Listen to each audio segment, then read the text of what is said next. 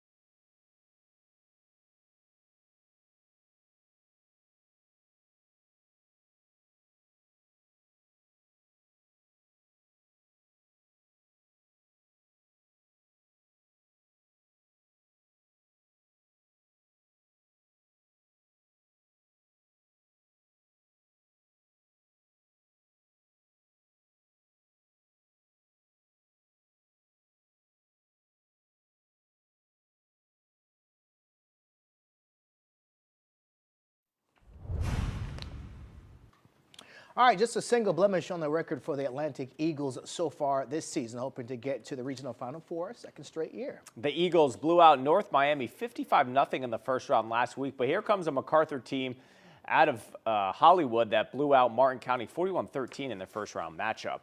Jamel Murray and his team's digging themselves into a big first half hold down 17-0, but don't call it a comeback. Mark Hannaford on the direct snap slicing into the end zone to get the Eagles on board, so they get a score.